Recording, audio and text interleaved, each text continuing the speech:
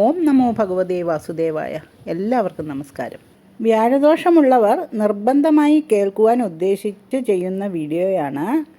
എന്തെന്നാൽ ഇപ്പോൾ ജൂൺ 2-നുണ്ടായ വ്യാഴമാറ്റം മൂലം ദോഷം അനുഭവിക്കുന്നവർക്ക് അവരവരുടെ ദോഷം ഏത് വിധത്തിലുള്ളതാണെന്ന് മനസ്സിലാക്കി അതിൻ്റെ പരിഹാരത്തിന് അനുസൃതമായ സങ്കല്പമുള്ള വൈഷ്ണവ ക്ഷേത്രങ്ങളെ പറ്റിയാണ് ഞാൻ ഈ വീഡിയോയിലൂടെ പറയുവാൻ ഉദ്ദേശിക്കുന്നത്. ഏത് രാശി ജാതർക്കാണ് ഈ ഒരു ഇങ്ങനെയുള്ള ക്ഷേത്രങ്ങളിൽ ദർശനം നടത്തേണ്ടത് എന്നും കൂടി വിശദമായിട്ട് തന്നെ പറയുവാൻ ശ്രമിക്കാം. വീഡിയോ മുഴുവനായി കാണുവാൻ ശ്രമിക്കുമല്ലോ. നിങ്ങളുടെ ദോഷപരിഹാരങ്ങൾ മനസ്സിലാക്കുവാനായിട്ട് ഏത് ക്ഷേത്രത്തിലാണോ ദർശനം നടത്തേണ്ടത് എന്ന് പറയുന്നത് കൊണ്ട് തന്നെ ഈ വീഡിയോ മുഴുവനുമായിട്ട് കാണുവാൻ ശ്രമിക്കുമല്ലോ. വീഡിയോ ഇഷ്ടപ്പെടുകയാണെങ്കിൽ സബ്സ്ക്രൈബ് ചെയ്യുകയും ചെയ്യണേ. എന്തെങ്കിലും സംശയങ്ങളുണ്ടെങ്കിൽ നിങ്ങൾക്ക് കമൻറ്റിൽ രേഖപ്പെടുത്താവുന്നതാണ്. കൂടി പറയുവാൻ ഞാൻ ശ്രമിക്കുകയും ചെയ്യാം. 2026 ജൂൺ 2-ന് വ്യാഴം തൻ്റെ ഉച്ചരാശിയായ കർക്കിടകത്തിലേക്ക് വന്നിരിക്കുകയാണ്. ഇത് പൊതുവേ നല്ലതാണ്. എന്നാൽ ചില രാശിക്കാർക്ക് വ്യാഴത്തിൻ്റെ മാറ്റം ദോഷമുണ്ടാക്കും. അതായത് ഇടവം, ചിങ്ങം, ധനു, കുംഭം രാശികളിൽ ജനിച്ചവർക്ക് ഈ വ്യാഴമാറ്റം ഏറെ ദോഷം ചെയ്യും. ഇവർക്ക് കഠിനമായ ശത്രുദോഷം, ആപത്ത്, ധനനഷ്ടം, പ്രിയപ്പെട്ടവരുടെ വിരഹം, നാനാതരത്തിലുള്ള പ്രയാസങ്ങൾ മുതലായവ അനുഭവപ്പെടാൻ സാധ്യതയുമുണ്ട്. അപ്പോൾ വ്യാഴം പിഴച്ചു നിൽക്കുന്നതിന് പരിഹാരമായിട്ട് ആരാധിക്കേണ്ടത് വിഷ്ണുവിനെയും അവതാരമൂർത്തികളെയുമാണ്. വ്യാഴാഴ്ച ദിവസവും തിരുവോണ നക്ഷത്രവും ഏകാദശി തിഥിയുമാണ് വിഷ്ണു ഭഗവാന് പ്രധാനം. ഈ ദിനങ്ങളിൽ പ്രത്യേക വഴിപാടുകളും പൂജകളും പ്രാർത്ഥനയും നടത്തണം. വിഷ്ണു സഹസ്രനാമസ്തോത്രം, ഭാഗവത പുരാണം, ഭഗവത്ഗീത, അധ്യാത്മരാമായണം തുടങ്ങിയവ പതിവായി വായിക്കുന്നതും വ്യാഴം അനിഷ്ടസ്ഥനാകുമ്പോഴുള്ള ദോഷങ്ങൾക്ക് പരിഹാരമാണ്. ചില രാശിക്കാർ വൈഷ്ണവ ക്ഷേത്രങ്ങളിൽ വഴിപാട് നടത്തുന്നതോടൊപ്പം ശിവൻ, ഗണപതി, ദേവി, ഹനുമാൻ തുടങ്ങിയവർക്കും മാസത്തിലൊരിക്കലെങ്കിലും വഴിപാട് നടത്തിയാൽ ദോഷഫലങ്ങൾ കുറയും. ഇനി വ്യാഴദോഷമുണ്ടെങ്കിൽ വിഷ്ണു ഭജനമാണ് പ്രധാനമെന്ന് പറഞ്ഞുവല്ലോ. ഇങ്ങനെയുള്ളപ്പോൾ വിഷ്ണു ക്ഷേത്രങ്ങളിൽ വ്യാഴദോഷം അകറ്റുന്നതിന് ദർശനം നടത്തേണ്ടത് ആവശ്യമാണ്. അപ്പോൾ ഇതിന് പ്രധാനപ്പെട്ട വൈഷ്ണവ ക്ഷേത്രങ്ങൾ അനവധിയുണ്ട്. ഇതിൽ ഏറ്റവും പ്രധാനം ഗുരുവായൂർ തന്നെയാണ്. പിന്നെ ഞാൻ ഇതിനു മുമ്പൊരു വീഡിയോ ചെയ്തിട്ടുണ്ട് പഞ്ചപാണ്ഡവന്മാരാൽ പ്രതിഷ്ഠിതമായ ചില മഹാവിഷ്ണു ക്ഷേത്രങ്ങളെപ്പറ്റി. ഇനിയിപ്പോൾ ഞാൻ പറയുന്നത് മറ്റു ചില വൈഷ്ണവ ക്ഷേത്രങ്ങളെ പറ്റിയാണ്. എല്ലാവർക്കും അറിയാവുന്ന, എല്ലാവരും എപ്പോഴും പോകുവാൻ ആഗ്രഹിക്കുന്ന ക്ഷേത്രങ്ങൾ തന്നെയാണിത്. ഇതിലൊന്നാമത്തേത് തിരുവനന്തപുരത്തുള്ള ശ്രീ പത്മനാഭസ്വാമി ക്ഷേത്രം തന്നെയാണ്. 16,008 സാളഗ്രാമങ്ങൾ കൊണ്ട് കടും ശർക്കര യോഗത്തിലാണ് ശ്രീ പത്മനാഭൻ്റെ വിഗ്രഹം നിർമ്മിച്ചിരിക്കുന്നത് എന്നറിയാമല്ലോ. ഒരു സാളഗ്രാമം മാത്രം പ്രതിഷ്ഠിച്ചാൽ തന്നെ ഒരു മഹാക്ഷേത്രത്തിൻ്റെ ചൈതന്യം സിദ്ധിക്കും എന്നാണ് വിശ്വാസം. അങ്ങനെയുള്ളപ്പോൾ 16,008 മഹാക്ഷേത്രങ്ങളുടെ ചൈതന്യം ശ്രീ പത്മനാഭസ്വാമി ക്ഷേത്രത്തിനുണ്ട് എന്ന് മനസ്സിലാക്കണം. ഭഗവാൻ യോഗനിദ്ര പ്രാപിച്ച് അനന്തൻ്റെ മുകളിൽ ശയിക്കുന്ന വിധത്തിലാണ് പ്രതിഷ്ഠ. കൂടാതെ ബ്രഹ്മാവിൻ്റെയും ശിവൻ്റെയും ചൈതന്യം കൂടി ഇവിടെ ഉണ്ട് താനും. കൂടാതെ ഭഗവാന്റെ പ്രധാനപ്പെട്ട 3 അവതാരങ്ങളായ നരസിംഹമൂർത്തിക്കും ശ്രീരാമനും ശ്രീകൃഷ്ണനും പ്രതിഷ്ഠകളും ഉണ്ട് ഇവിടെ. ത്രിമൂർത്തി സംഗമം കൊണ്ടും 3 അവതാരമൂർത്തികളുടെ സാന്നിധ്യം കൊണ്ടും പരിപാവനമാണപ്പോൾ ശ്രീ പത്മനാഭസ്വാമി ക്ഷേത്രം. ഇവിടെ പുരുഷ സൂക്താർച്ചന, ഭാഗ്യസൂക്താർച്ചന, ഐക്യമത്യ സൂക്താർച്ചന, സഹസ്രനാമാർച്ചന തുടങ്ങിയവയാണ് പ്രധാന അർച്ചനകൾ. നെയ്വിളക്ക്, പാനകം തുടങ്ങിയവയാണ് നരസിംഹസ്വാമിയുടെ പ്രധാന വഴിപാടുകൾ. പാൽപ്പായസം തുടങ്ങി സാധാരണ വൈഷ്ണവ ക്ഷേത്രങ്ങൾ എല്ലാവിധ വഴിപാടുകളും ഇവിടെ നടത്താറുണ്ട്. വ്യാഴം അനിഷ്ടസ്ഥിതനാകുമ്പോഴുള്ള എല്ലാ ദോഷങ്ങൾക്കും ശ്രീ പത്മനാഭസ്വാമിയുടെ ദർശനം പരിഹാരമാണെന്ന് അറിയുക. ഇനി അടുത്തത് എനിക്ക് പറയാനുള്ളത് വർക്കല ജനാർദ്ദനസ്വാമി ക്ഷേത്രത്തെക്കുറിച്ചാണ്. നാരദ മഹർഷിയുടെ ഉപദേശപ്രകാരം ബ്രഹ്മാവിൻ്റെ പുത്രന്മാരായ പ്രജാപതിമാർ പ്രതിഷ്ഠിച്ചതാണത്രേ വർക്കല ജനാർദ്ദനസ്വാമി ക്ഷേത്രം. ബലിതർപ്പണത്തിനാണ് ഈ ക്ഷേത്രം കൂടുതൽ പ്രസിദ്ധം. ജനാർദ്ദനൻ, നരസിംഹം, വേണുഗോപാലൻ, മോഹിനി എന്നിങ്ങനെ 4 വിധത്തിൽ നടത്തുന്ന മുഴുക്കാപ്പാണ് ഇവിടുത്തെ പ്രധാന വഴിപാട്. വ്യാഴം 6, 8 തുടങ്ങിയ അനിഷ്ട സ്ഥാനങ്ങളിൽ നിൽക്കുന്നത് കൊണ്ടുള്ള ദോഷങ്ങൾ ഇല്ലാതാക്കുന്നതിന് ദർശനം നടത്താവുന്ന ക്ഷേത്രമാണിതെന്നറിയുക. ഇവിടെ ദർശനം നടത്തിയാൽ എല്ലാവിധ മനോവിഷമങ്ങളും അകന്നു പോകും എന്നും അറിയുക. ഇപ്പോൾ വ്യാഴം 6 നിൽക്കുന്നത് കുംഭക്കൂറുകാർക്കും അതുപോലെ തന്നെ വ്യാഴം 8 നിൽക്കുന്നത് ധനുക്കൂറുകാർക്കുമാണ്. അതുകൊണ്ട് തന്നെ ഇവർ ഈ കുംഭക്കൂറിൽ ജനിച്ചവർ, അതായത് ധനുക്കൂറിൽപ്പെട്ട മൂലം, പൂരാടം, ഉത്രാടം ആദ്യപാദം നക്ഷത്രജാതർ ഈ ക്ഷേത്രങ്ങൾ സന്ദർശിക്കുന്നത് ഉചിതമാകും. അതുപോലെ തന്നെ കുംഭക്കൂറിൽപ്പെട്ട അവിട്ടം 3, 4 പാദം, ചതയം, പൂരിരുട്ടാതി 1, 2, 3 പാദം നക്ഷത്രജാതരും ഈ ഒരു ക്ഷേത്രങ്ങളിൽ ഇപ്പോൾ ദർശനം നടത്തുന്നത് വളരെ ഉപകാരപ്രദമാണ് എന്നറിയുക. അവരുടെ ദോഷങ്ങൾക്കൊക്കെ ഇത് ഈ ഒരു ജനാർദ്ദനസ്വാമി ക്ഷേത്രത്തിൽ ജനാർദ്ദനസ്വാമിയെ ദർശനം നടത്തുന്നത് തന്നെ അവർക്ക് വളരെയധികം ഉപകരിക്കും എന്നറിയണം.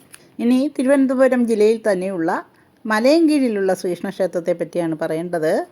വിദ്യാദായകനും മംഗല്യദായകനുമായ ശ്രീകൃഷ്ണസ്വാമിയാണ് പ്രധാന പ്രതിഷ്ഠ. ഭഗവത്ഗീത ആദ്യമായി മലയാളത്തിൽ പരിഭാഷപ്പെടുത്തിയ കണ്ണശപ്പണിക്കന്മാരിൽ ഒരാളായ മാധവ പണിക്കർ ഉപാസിച്ചിരുന്നത് ഇവിടുത്തെ ഭഗവാനെയാണ്. വില്ലുമംഗലത്തിൻ്റെ മഠത്തിൽ പൂജിച്ചിരുന്ന ശ്രീകൃഷ്ണ വിഗ്രഹം അദ്ദേഹം തന്നെ ഇവിടെ കൊണ്ടുവന്ന് പ്രതിഷ്ഠിച്ചു എന്നാണത്രേ ഐതിഹ്യം. പാൽപ്പായസമാണ് പ്രധാന വഴിപാട്. വ്യാഴത്തിൻ്റെ അനിഷ്ടസ്ഥിതി കൊണ്ട് വിദ്യാതടസ്സമോ വിവാഹ തടസ്സമോ ഉണ്ടാകുന്നതിന് പരിഹാരമായി ദർശനം നടത്താവുന്ന ക്ഷേത്രമാണിത്. ഇനി അടുത്ത തിരുവനന്തപുരം ജില്ലയിൽ തന്നെയുള്ള മറ്റൊരു ശ്രീകൃഷ്ണ ക്ഷേത്രമാണ് നെയ്യാറ്റിൻകരയിലുള്ള ശ്രീകൃഷ്ണസ്വാമി ക്ഷേത്രം. തിരുവിതാംകൂർ രാജാവായിരുന്ന അനിഴം തിരുനാൾ മാർത്താണ്ഡവർമ്മയാണ് ഇത് നിർമ്മിച്ചത്. ശത്രുക്കളിൽ നിന്നും രക്ഷപ്പെടാൻ അദ്ദേഹം ഇവിടെയുള്ള അമ്മച്ചിപ്ലാവിലെ പൊത്തിൽ ഒളിച്ചിരിക്കുകയും അതിനുശേഷം ഈ ക്ഷേത്രം നിർമ്മിക്കുകയും ചെയ്തു അത്രേ. 2 കൈകളിലും വെണ്ണ പിടിച്ചിരിക്കുന്ന ബാലരൂപിയായ കൃഷ്ണനാണ് പ്രധാന പ്രതിഷ്ഠ. ഇവിടുത്തെ ഭഗവാൻ നവനീത കൃഷ്ണൻ എന്നും അറിയപ്പെടുന്നു. തൃക്കൈവണ്ണയാണ് പ്രധാന വഴിപാട്. വ്യാഴദോഷം കൊണ്ടുള്ള എല്ലാവിധ ആപത്തുകളിൽ നിന്നും ശത്രുദോഷത്തിൽ നിന്നും മോചനം നേടാൻ ഇവിടെ ദർശനം നടത്തണം. അനിഴം തിരുനാൾ മഹാരാജാവിനെ ശത്രുക്കളിൽ നിന്ന് രക്ഷിച്ചതാവാം ഈ ഒരു ശത്രുദോഷത്തിൽ നിന്നും മോചനം നേടാൻ ഇവിടെ പ്രാധാന്യം ആയിട്ട് കാണുന്നത്. അതായത് വ്യാഴം 6-ൽ നിന്നുകൊണ്ടുള്ള ദോഷങ്ങൾക്കൊക്കെ പരിഹാരം ഈ ഒരു ക്ഷേത്രദർശനം തന്നെയാണ് എന്നറിയുക. ഇനി നമുക്ക് കൊല്ലം ജില്ലയിലോട്ട് വരികയാണെങ്കിൽ മുഖത്തല മുരാരി ക്ഷേത്രമുണ്ട്. നരകാസുരൻ്റെ സഹായി മുരനെ നിഗ്രഹിച്ച സങ്കല്പമാണ് ഇവിടെ ശ്രീകൃഷ്ണ ഭഗവാനുള്ളത്. അതുകൊണ്ടാണ് മുരാരി എന്ന പേരുണ്ടായത്. തൃക്കൈവണ്ണ, പാൽപ്പായസം, കദളിപ്പഴം എന്നിവയാണ് പ്രധാന വഴിപാടുകൾ. വ്യാഴത്തിൻ്റെ അനിഷ്ടസ്ഥിതി കൊണ്ട് ശത്രുദോഷം, ആഭിചാരദോഷം, ധനനഷ്ടം, മാനസിക ക്ലേശങ്ങൾ എന്നിവ പരിഹരിക്കുന്നതിന് ദർശനം നടത്താവുന്ന ക്ഷേത്രമാണിത്. ഇനി പറയേണ്ടത് കൊല്ലം നഗരത്തിൻ്റെ ഹൃദയഭാഗത്ത്, അതായത് ചിന്നക്കടയ്ക്കടുത്ത് സ്ഥിതി ചെയ്യുന്ന വടയാറ്റുകോട്ട ഉണിച്ചക്കമ്പീട് ശ്രീകൃഷ്ണസ്വാമി ക്ഷേത്രത്തെക്കുറിച്ചാണ്. സാക്ഷാൽ ശ്രീ വൈദ്യനാഥ ഭാഗവതർക്ക് പ്രത്യക്ഷ ദർശനം നൽകിയ ഉണ്ണിക്കണ്ണൻ. അഷ്ടമിരോഹിണി നാളുകളിൽ കീർത്തനം ആലപിക്കുവാനെത്തുന്ന ശ്രീ വൈദ്യനാഥ ഭാഗവതർക്ക് ഒരു അഷ്ടമിരോഹിണി നാളിൽ വന്നപ്പോൾ കാലികളെ മേയ്ക്കുന്ന ഒരു ഇടയ ബാലനായിട്ട് വന്ന് ഉണ്ണിച്ചക്കം വീട്ടിൽ കീർത്തനത്തിന് വന്ന ഭാഗവതരാണോ എന്ന് ചോദിക്കുകയും ഇന്ന കീർത്തനം പാടണം, ഞാനും അവിടെ ഉണ്ടാകും എന്നും ഇടയബാലൻ പറഞ്ഞു അത്രേ. ഇതിൽ ആശ്ചര്യഭരിതനായിട്ട് ആവാം എന്ന് പറഞ്ഞ് കുറച്ച് നടന്ന് തിരിഞ്ഞു നോക്കിയപ്പോൾ ചുക്കിടാങ്ങളെയോ അതോ ഇടയബാലനെയോ ഒന്നും അവിടെ കണ്ടില്ല.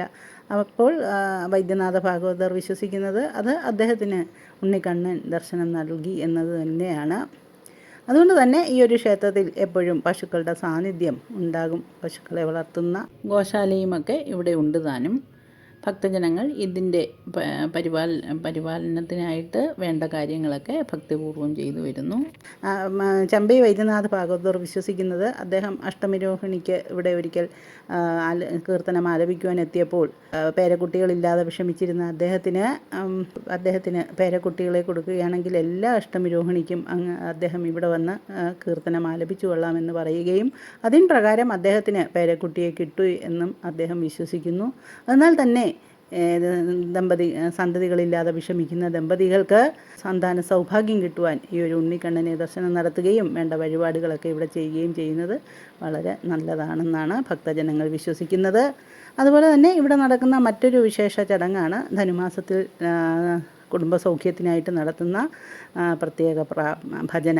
വെളുപ്പിന് നാളും മണി മുതൽ ആരംഭിക്കുന്ന ഈ ഒരു ഭജന ഉഷപൂജയോടുകൂടി സമാപിക്കുകയും തുടർന്ന് ധനുമാസത്തിലെ 27-ന് ഇത് ആണ്ടാൾ കല്യാണമായിട്ട് വളരെ വളരെ ഭംഗിയായി ഇവിടെ എല്ലാ വർഷവും നടത്തി വരുന്നു. എന്നാൽ തന്നെ ഇവിടെ വിവാഹ സൗഭാഗ്യത്തിനായിട്ട് ഇവിടെ ലക്ഷ്മി നാരായണ പൂജ നടത്തി വരുന്നു. ഈ ഒരു ക്ഷേത്രത്തിലെ മറ്റൊരു വിശേഷം എന്നത് ശ്രീകൃഷ്ണ ഭഗവാന്റെ ജീവിതത്തിലെ ഉടനീളം എല്ലാ സംഭവങ്ങളും ഇവിടെ ആലേഖനം ചെയ്തിട്ടുണ്ട് എന്നുള്ളതാണ്.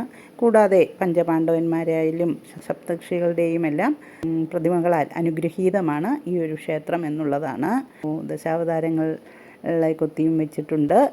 ഇതിനാൽ തന്നെ വ്യാഴം പിഴച്ച വ്യാഴമാകുമ്പോൾ ചന്ദ്രക്കൂറിലും അതുപോലെ തന്നെ ചന്ദ്രക്കൂറിൽ നിന്ന് 4-ാം ഭാവത്തും ചന്ദ്രക്കൂറിൽ നിന്ന് 10-ാം ഭാവത്തിലും ഒക്കെ വരുമ്പോൾ വ്യാഴത്തിന് ചില ഫലാനുഭവങ്ങൾക്ക് കുറവ് വരും. അങ്ങനെയുള്ളപ്പോഴാണ് ഈ ക്ഷേത്രങ്ങൾ ഇങ്ങനെയുള്ള ക്ഷേത്രങ്ങളിൽ ദർശനം ചെയ്യേണ്ട ആവശ്യകതയായിട്ട് പറയുന്നത്.